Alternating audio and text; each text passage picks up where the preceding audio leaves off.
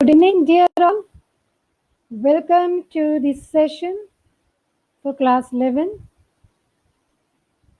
Dear, today we are going to study We Are Not Afraid to Die If We Can All Be Together, written by Gordon Cook and Alan East. This is the second story in your hornbill.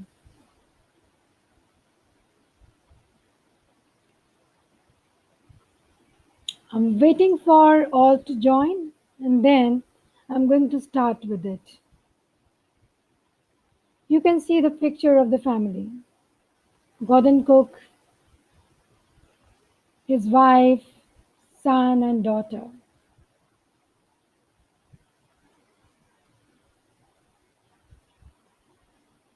Okay, good afternoon. So, we are going to start, and I hope that audio is okay. Please respond in the comment box if the audio is okay.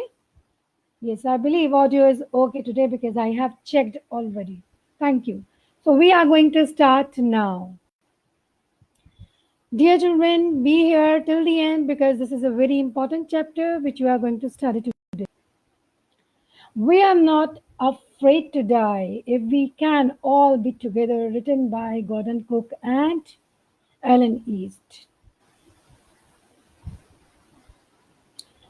So, dear children, what you are going to learn today? So, dear children, by the end of this lesson, you will be able to summarize the story in a gap filling exercise. I will share the link with you. You will be able to recall the important points of the story through short answer questions and long answer type questions worksheet.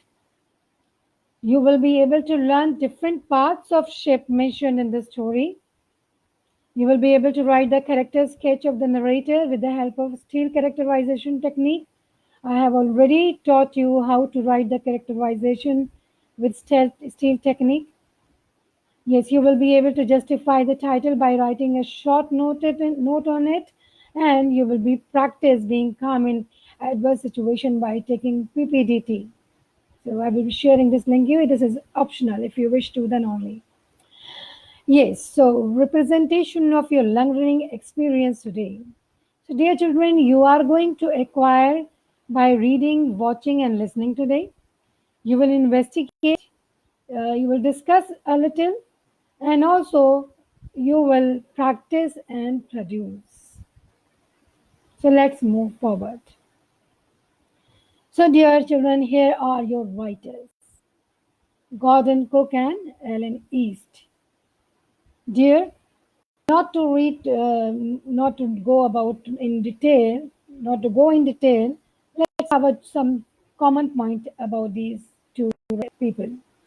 So Gordon Cook, he was born in Toronto, and he was a Canadian Olympic sailor.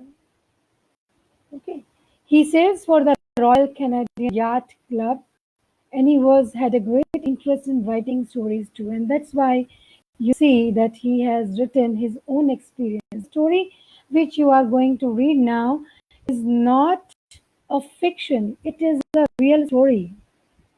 Okay, so he was graduate in engineering physics. Who? This Gordon Cook, and all that how he went to many, and then yes, he has undertaken many Olympic games. He has participated in many Olympic games as a sailor, and he had got many ranks also. So in 2012, he participated in Olympic games but did not qualify for the finals. Anyways, now come to next, Ellen East. So Ellen East was born in East Derry, New Hampshire, and he was neither a writer nor a sailor, but you see, he was a litigator, manager, and legal trainer, and all about his life and what he has done. It has nothing to do much with our story or our for our knowledge. So I'm leaving it. I'm not reading it. Just remember, Gordon Cook is the person who was actually involved in this experience, and Ellen East is his friend who, and both of these combined Together they have written this way. Dear children, as I told, this was the story, and you see the image here. You see this is Wave Walker. This is Wave Walker, the ship of this god Cook and his family. He, his daughter, son, and his wife, and this Larry, you will come to know about these two. These were the crewmen, and so newspaper headline. Let's start. Dear children, you will be surprised by not seeing your textbook, but let me tell you, I have copied each and every line and word of your textbook in this slide because it's not that easy to understand from the book until unless you have some understanding, some pictures, some explanation. Vocabulary also today I'm not going to teach separately. I'm going to take it together, all together. The things will go all together, the explanation, the vocabulary, and your pictures. Okay, so let's start. All ready? In July 17, 1976, my wife Mary, son Jonathan, 6, daughter Suzanne, 7, and I set sail from Plymouth, England to duplicate the round the world voyage made 200 years earlier by Captain James Cook. For the longest time, Mary and I, a 37-year-old businessman, had dreamt of sailing in the wake of the famous explorer. And for the past 16 years, we have spent all our leisure time honing seafaring skills in British waters. So understand. So this my is actually the okay. So what Peter is doing? So he's explaining that his full family, whoever in the family, Mary, his wife, Jonathan, who was son and 6 year old, his daughter Zan, who was 7 years old. So they started their journey from Plymouth, England. Okay, and why they started on dream? Because it was a dream to to do the same thing again, to have a copy.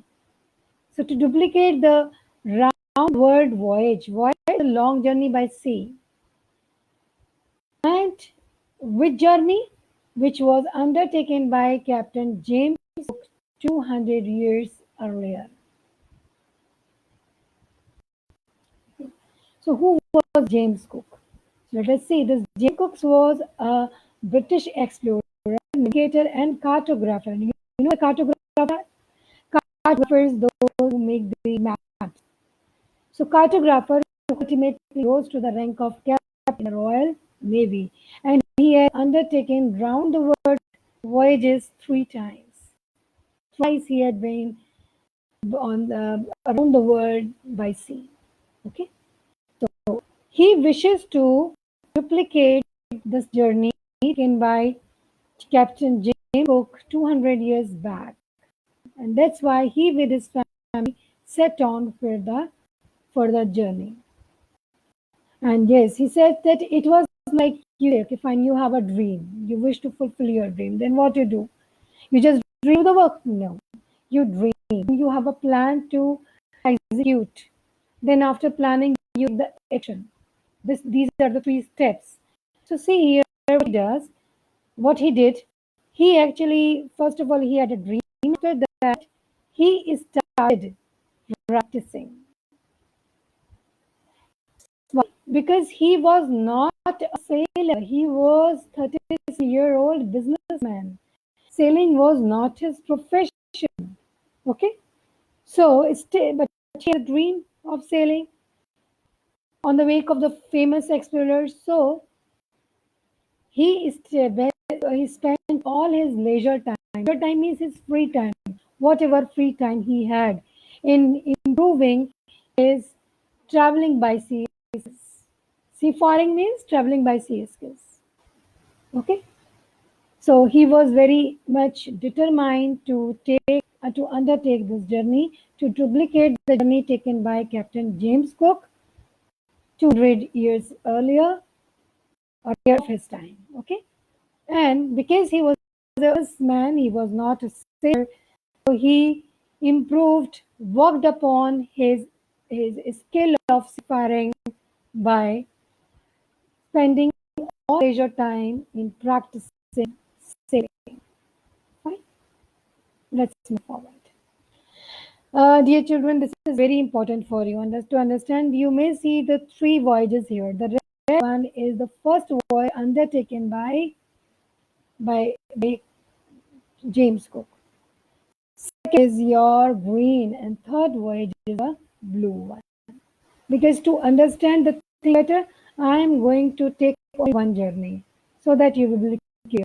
So, altogether for your GK, for your general knowledge, James Cook has taken three journeys round the not just voyages actually, voyages around the earth. Okay. Yes.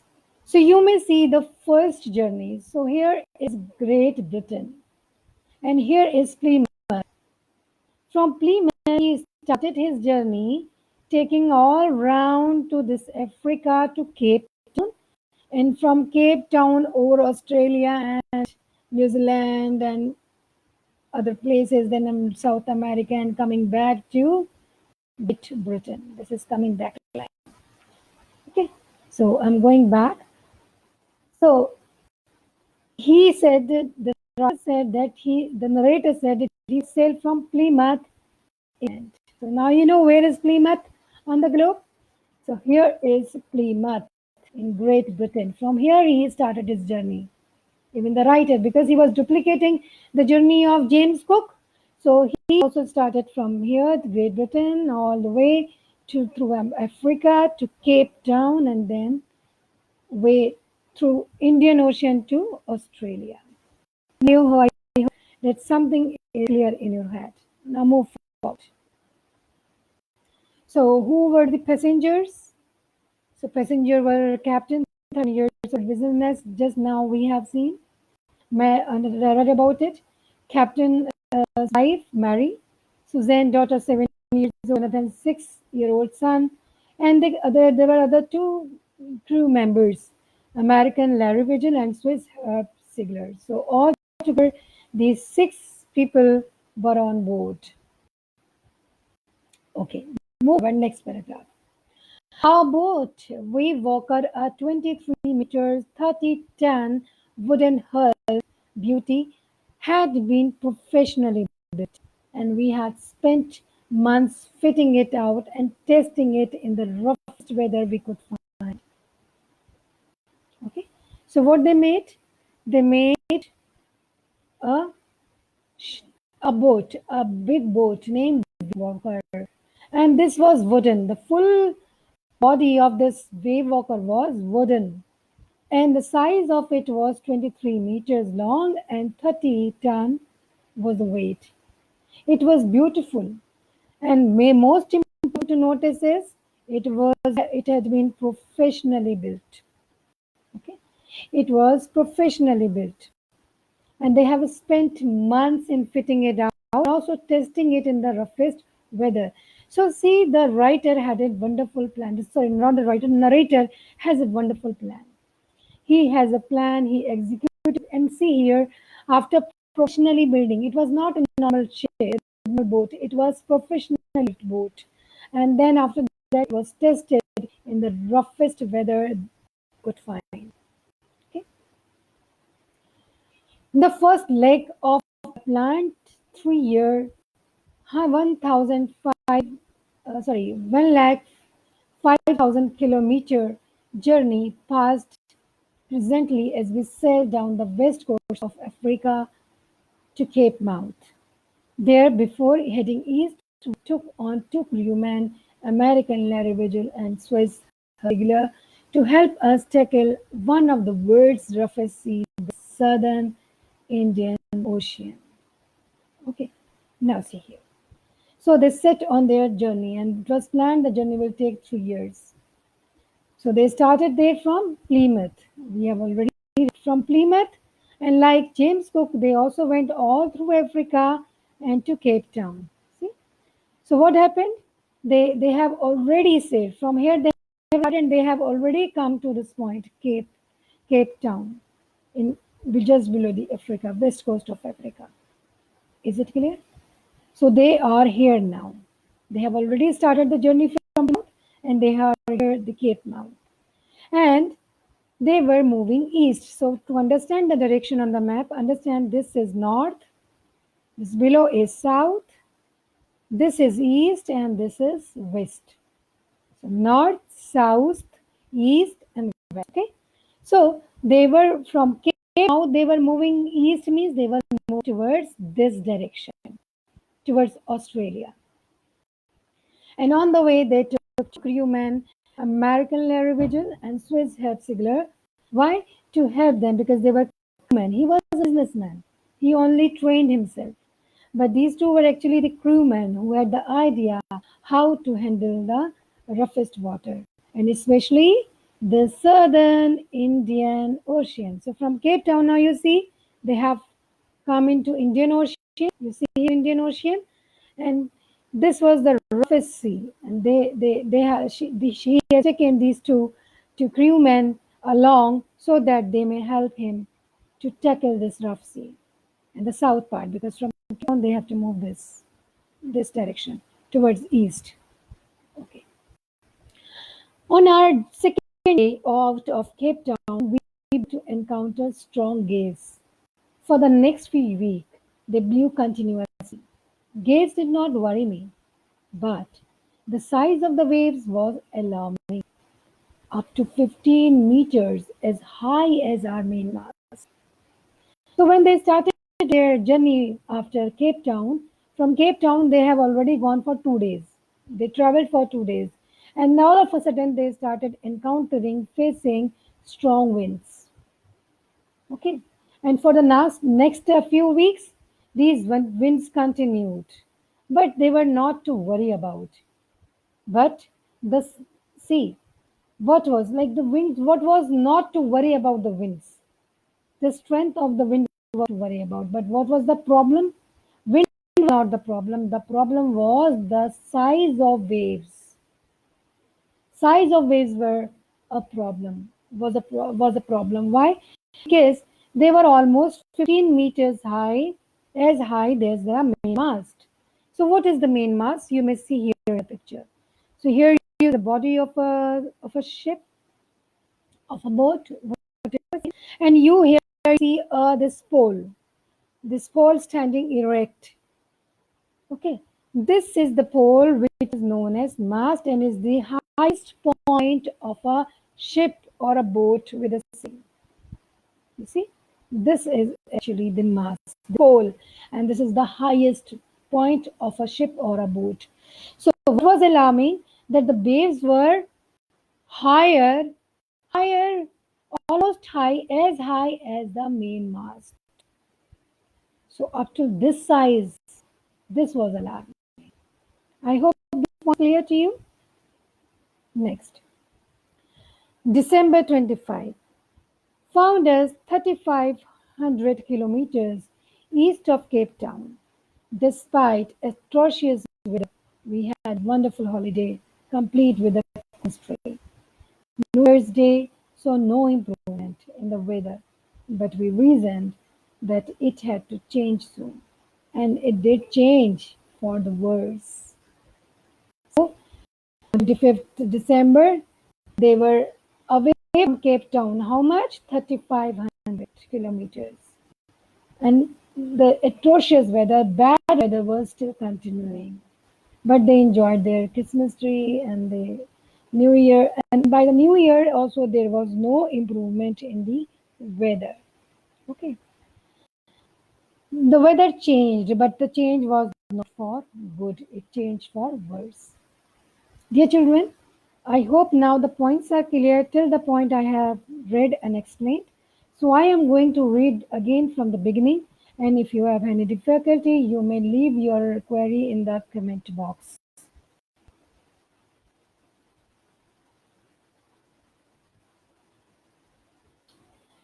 In July 1976, my wife Mary, son Jonathan 6, daughter Suzanne 7, and I set sail from Plymouth to duplicate the round-the-world voyage made 200 years earlier by Captain James Cook. For the longest time, Mary and I, a 37-year-old businessman, dreamt of sailing in the wake of the MS Explorer, and for the past 16 years, we have spent all our leisure time honing our seafaring skills in British waters. Our boat, Wavewalker, a 23-meter, 30-ton wooden hull, made B. Our boat, Wavewalker, a 23-meter, 30-ton wooden hull beauty, had been professionally built, and we had spent months fitting out and testing it in the roughest weather we could find. The first leg of our planned 3-year, 1,05,000 kilometer journey passed pleasantly as we sailed down the west coast of Africa to Cape Town. There, before heading east, we took on two crewmen, American Larry Vigil and Swiss Hep Ziegler, to help tackle us one of the world's roughest sea, the Southern Sea, the Southern Indian Ocean. On our second day out of Cape Town, we began to encounter strong gales. For the next few weeks, they blew continuously.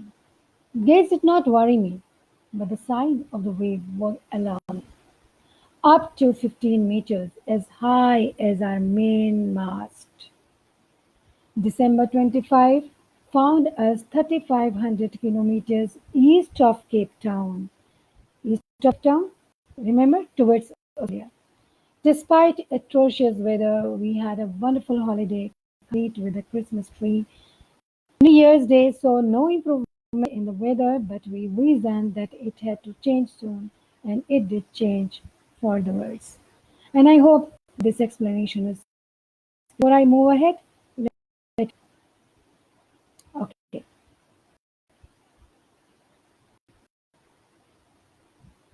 I saw a comment: "A boat is not strong to handle." Dear child, this was a professionally built boat. Okay, so professionally built and normal boat, there's a difference. Okay, dear children, sorry, I say instead of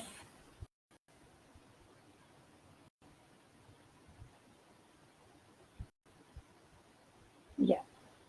So before I move, I wish to show you a scene of a movie of the storm. I wish you to. Okay, so dear, so you have seen the scene of a storm. I have showed you particularly just to make you understand that how the storm has engulfed. Okay, so now let us move ahead. So you will understand the story better now. See, very wonderful expressions. So at dawn on January 2, the waves were gigantic. We were sailing with only a small storm jet and were still making 8 knots. As the ship rose to the top of each wave, we could see endless, enormous seas rolling towards us, and the screaming of wind and spray was painful to the ears. To slow the boat down, we dropped the storm jet and lashed a heavy mooring rope in a loop across the stern. Then we double lashed everything, went through our lift raft drill, attached lifeline, donned oilskin and life jackets, and waited. So, dear children, what happened? After New Year on the 2nd January, the waves really became very gigantic, means very big in size. And now, seeing the big size of the waves, they what they did, they were having only one small storm. Now understand what is storm jet. Dear children, you have seen this is mast. This pole is mast. From pole here it is attached. This is called sail. This is sail or okay. And this small red colored triangular shape thing, it is storm. So they were having only one small storm jib to handle the storm. Okay, and they were at the 8 knot. This is the speed. Speed is quite higher. It is like 15 kilometers. You understand? Okay, so this was this speed. The speed was very higher, and they were already in the sea, you know, and the weather was rough, and they were having only one storm jet. So after that, what happened?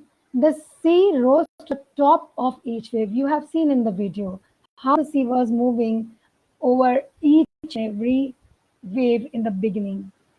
And they could see only sea around, nothing else. And the wind was screaming. Yes, because when the waves are high, there's a high wind also. It was almost very, it was so hard the wind sound, and also the spray, you know, you have seen like that the dots of water, the spray of water was coming on their faces and all because of the waves. So that was very, the sound was very painful to their ears. So to slow down boat, to control the speed of the boat, what they did, they dropped the storm jeep. They took this storm jeep off. They took this jeep off. And after that, they lashed the heavy mooring rope. You know, this is the mooring rope in the picture. And see how they are tying. So they took the heavy mooring rope in a loop. In a loop, see, he's making a loop across the stern. Okay. So they made it across the stern. What is stern? Stern is actually the back side of the ship. Show you here. This is this is this part, the back side, this back is stern. Okay. What they did, they where I was, yes, here. So they what they did, they dropped the storm jib in order to handle the heavy waves. What did, number one, they dropped the storm jib. Number two, they took the heavy mooring rope and made a loop of it across the sun, across the big part. Okay, and then double lashed everything, means double tied everything. So you're saying you tie something and then you double times or many times you tie it. That's called double lashed. Double lashing went through our live raft drill. Life raft is an equipment, but life raft drill is a drill which is generally taken by the sailors to save themselves when, especially in the emergency conditions. So, what was the part of their raft drill? It was they attached lifelines. What was the line you see here in the image? So they attached with the lifeline. It is generally used by the sailors to secure themselves. To secure themselves, I will correct this. And they don't means wore oil. This is the oil skin suit. Okay, this is actually a cotton cloth, and it is made waterproof with oil. And life jackets you are aware of, and they have nothing else to do other than waiting. So they waited. Okay, so I'm deleting it because it's creating problem. So I hope the things are clear to you. I'm again reading it, and if you have any confusion, you may ask me. At dawn on January 2, the waves were gigantic. We were sailing with only a small storm jib and we were still making 8 knots. As the ship rose to the top of each wave, we could see endless seas rolling towards us, rolling, coming towards them. And the screaming of the wind and spray was painful to the ears. To slow the boat down, we dropped the storm jib and lashed a heavy mooring rope in a loop across the stern. Then we double-lashed everything, went through our life raft drill, attached lifelines, donned oilskin and blankets, and waited. Next, the first indication of impending disaster came at about 6 p.m. with an ominous silence. The wind dropped and the sky immediately grew dark. Then came a growing roar, and an enormous cloud towered aft of the ship. With horror, I realized that it was not a cloud, but a wave like no other I had ever seen. It appeared perfectly vertical and almost twice at the height of the other waves, with a frightful breaking crest. I understand now. I think I believe that now you understand. So the first indication, uh, the sign of coming about to happen disaster. It was sure that something wrong is going to happen. So the sign of it came first at the 6 p.m. Why? Because there was silence, and the silence was unpleasant, unholy. And all of a sudden, what happened? The wind dropped, and then sky grew dark, and after that there was a growing roar, and with the growing roar there was an enormous, very big cloud towards toward eft. What is the eft? Here you see the eft. Okay, the front part. Sorry. Aft is towards the stern, towards the back part. Okay, so aft of the ship towards the stern part. This is the stern, this is the front. So towards the back part, aft, uh, this road, they could see this cloud covering. And with horror, they realized it was not a cloud, it was actually a wave. You have seen in the movie that how big wave was there. So earlier they thought it is a cloud, but then they realized it was not a cloud, it was a wave. And it was vertical, straight, and it was very much higher, double the height of the other waves they were experiencing. And it is a frightful, very fearful, breaking crest means top. The top of that wave was very fearful, very frightening.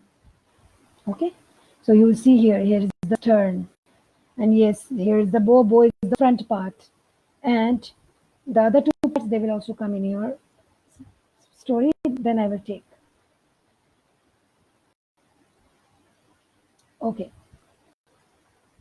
now see here after this. Then what happened? I think I have read it. Again, I'm reading it. I hope it is clear to you. The first indication of impending disaster came at about 6 p.m. With an ominous silence, the wind dropped and the sky immediately grew dark. Then came a growing roar, and an enormous cloud towered aft of the ship. With horror, I realized that it was not a cloud, but a wave like no other I had ever seen. It appeared perfectly vertical and almost twice the height of the other waves, with a frightful breaking crest. Then what happened? The roar increased to a thunder as the stern moved up the face of the wave, and for a moment I thought we might ride over, but then a tremendous explosion shook the deck. A torrent of green and white water broke over the ship. My hat smashed into the wheel, and I was aware of flying overboard and sinking below the waves. I accepted my death, and as I was losing consciousness, I felt quite peaceful. So what happened? Then with the roar, what happened? Increased the thunder as the stern moved up to the face of the wave. So they were helpless. They were moving. The stern was moving, moved up towards the face of the wave, towards the wave. And what happened? He thought that they may ride it over. Are you see here in the image? You have seen in the movie as well. So the wave was there very high, and they thought they can ride over this wave.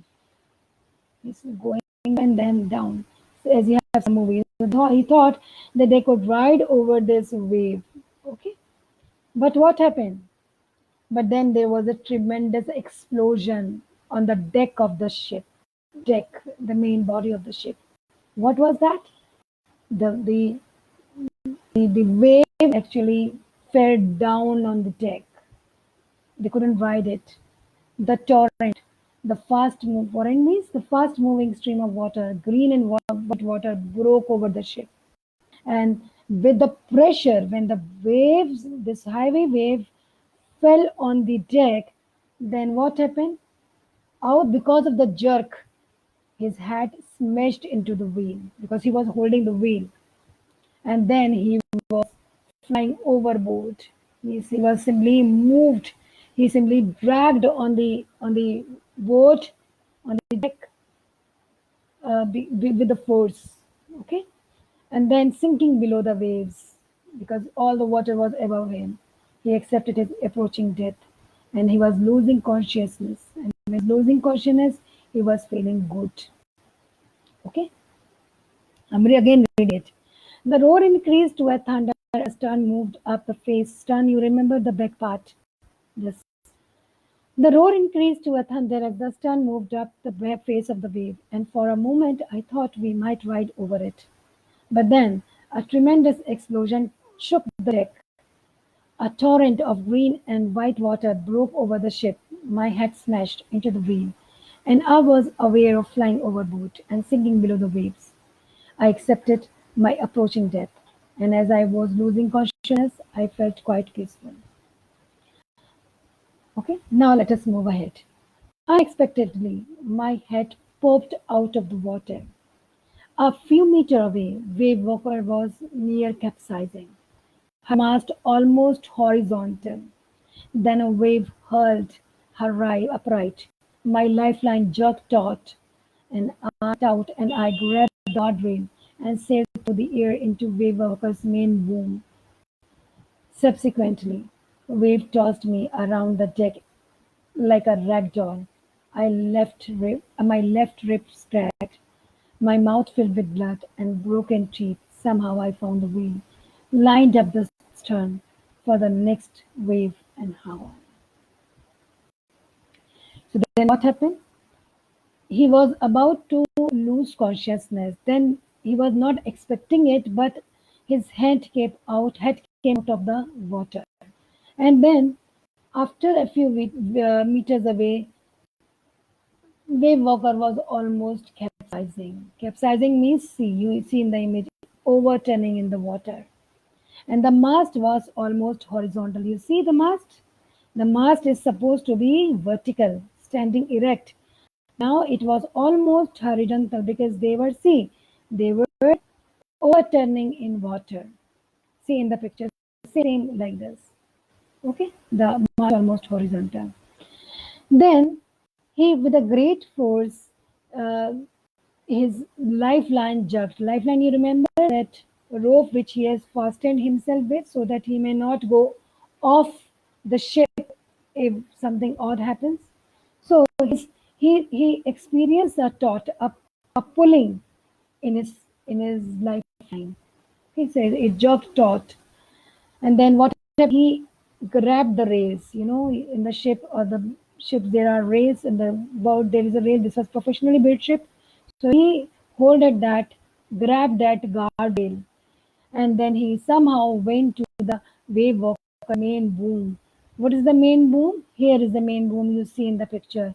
This main boom is attached with the mast, and it controls the angle and the shape of the sail which is above the mast. So somehow he went into the wave walker's main boom. So this is the boom. And then the waves tossed me around the deck like a rag doll. So like a rag doll, he was all moving ahead. His left rib cracked. See how what the condition was. And still he was so courageous. His left rib cracked and his mouth was filled with blood and broken teeth, and still in that cabin where he has gone in the main room, he could find the wheel, and he lined up stern for the next wave and hung on, and somehow he took hold of the wheel to control the ship. Got? Okay. So again, I have to read it. I hope it is clear.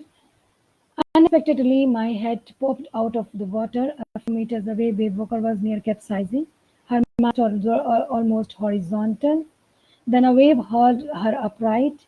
My lifeline jerked taut, and I grabbed and guardrails and sailed to the air into Wave Walker's main room. The main room, not only the pole, the main room also. Okay, and subsequent waves tossed me across the deck. So he was see how courageous he was. He was tossed around the deck like a rag doll.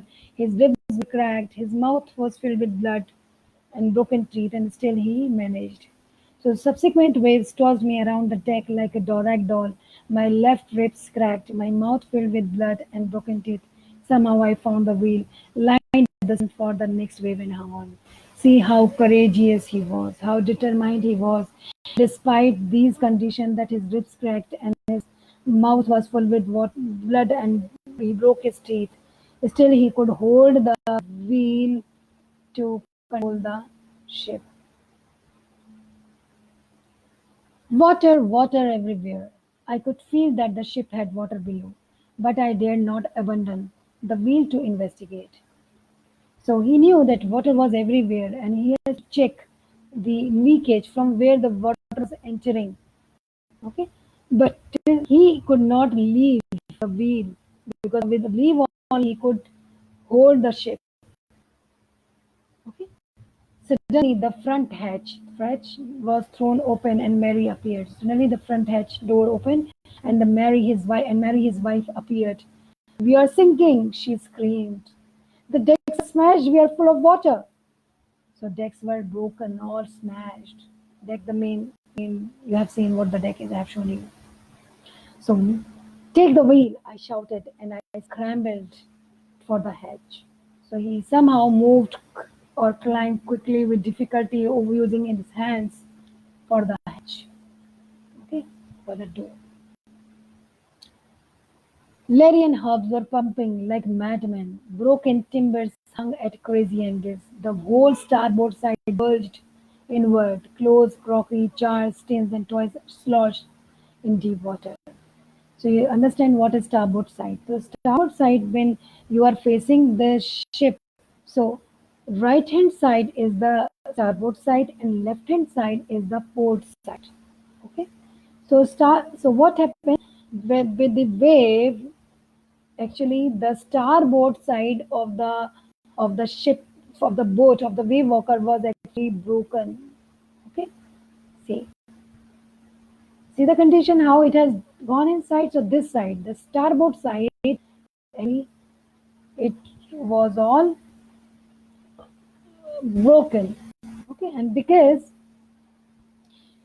it was made of wood, the wave walker was made of wood. So broken timbers, they were like hanging like crazy angles, and they were moving here and there, broken timber. And they were making crazy angles. You know, when you just throw the planks of wood, so they make different angles.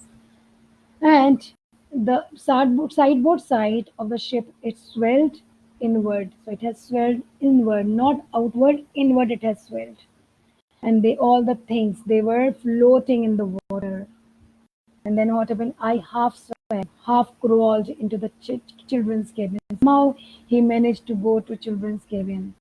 "Are you all right?" I asked. He simply wished to inquire children if they are all right. "Yes," they answered from an upper bunk. You see, this is the bunk in the ship. The same sort of bunks are there in the ship. From the upper bunk somewhere, Susan said, "Yes, but my hurts a bit." But my head hurts a bit. So her head was hurting a bit, said Sue, pointing to a big bump over her eyes. So over her eyes, she has got one big bump. But I had no time to worry about bump head. Writer says that he has no time for worrying about bump head. Why? This question often comes in an exam. Why? He said, because there was much more important things to worry upon. The ship was about to sink. Okay. So saving the ship was more important than caring for the pumped head. Okay. So now again I am reading. I hope that this point is clear. Water, water everywhere. I could feel that the ship had water below, but I dared not abandon the wheel to investigate. Suddenly, the front hatch was thrown open and Mary appeared. We are sinking, she screamed. The decks are smashed, we're full of water. Wheel, I shouted as I scrambled for the hatch. Mary and Herb were pumping like madmen. They were pumping the water out of the ship, out of the boat. Broken timbers hung at crazy angles. The whole starboard side bulged inward. Clothes, crockery, charts, tins, toys lodged in the deep water. I half crawled into the children's cabin. Are you all right? I asked. Yes, they answered from the upper bunk. But my heart hurts a bit, said Sue, pointing to a big bump over above his eye. I had no time to worry about bump head. I hope this point is clear. So we are online, okay? So let's move ahead. Hope till this the story is clear. Next, after finding a hammer, screws, and canvas, I struggled back on deck with the with the starboard side bashed open, but taking water with each wave that broke over us. If I couldn't make some repair, we would surely sink. Somehow, I managed to stretch canvas and secure waterproof hatch covers across the gaping holes. Some water continued to stream below, but most of it was now being deflected over the side. So after that, he found the hammer, screw, and canvas. Canvas, you can see this rough cloth, but it is waterproof. So he looked for hammer, screws, and canvas. Why? Because the starboard side I have shown you that was bashed, that was struck, hit hard by the wave, and it has got burst inside, inward. Earlier you have seen that the starboard side has burst inside, inward. So it needed this repairing. So had they not repaired it, they would have not survived. So he has to make some repair. So for that, he took the canvas, he stretched the canvas and secured also the waterproof hatch covers in the gaping holes. Okay, but still, he could make it stop some of the water coming in, but still, uh, water was continuing to come in. But now it was deflated, means one side over the sides, so it was not entering too much in the ship. Okay. More problems arose when our hand pump started to block up with the debris. Debris is a waste. The waste remains there, floating around the cabins, and the electric pump short-circuited. The water level rose threateningly. Back on deck, I found that our two spare hand pumps had been wrenched overboard along the forestay sail, the jib, the dinghies, and the main anchor.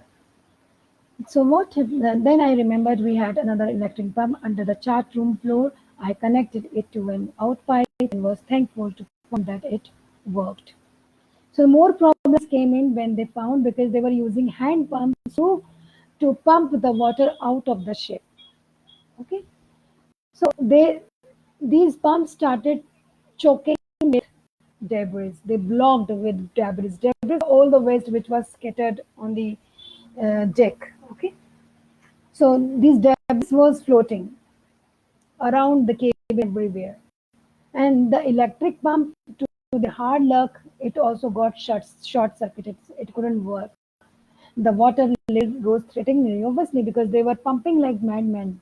Harry and Swiss, they were pumping like madmen. Siegler and Harry.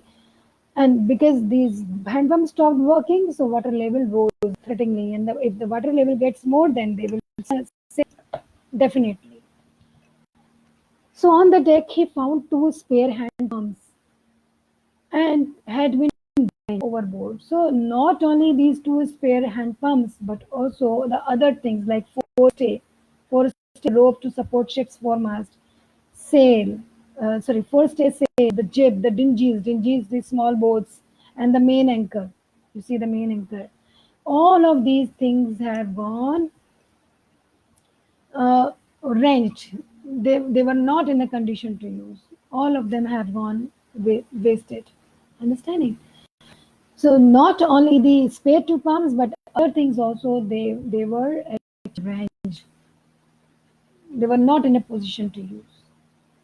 Then he remembered that he had another electric pump under the chart room floor. So what is chart? This is the chart room where some calculations are made. So you see the chart room. So you remember in the chart room there is another electric pump. So he connected it to an out pipe, and luckily that worked. And again the pumping of the water started. Okay, pumping out water started. I'm again reading it. More problems arose when our hand pump started to block up with the debris floating around the cabins, and the electric pump short circuited. Water rose threateningly. Back on deck, I found that our two spare hand pumps had been wrenched overboard, along with the forestaysail, the jib, the dinghies, and the main anchor. Then I remembered we had another electric pump under the chart room floor. I connected to it I connected it to an outlet and was thankful to find it work.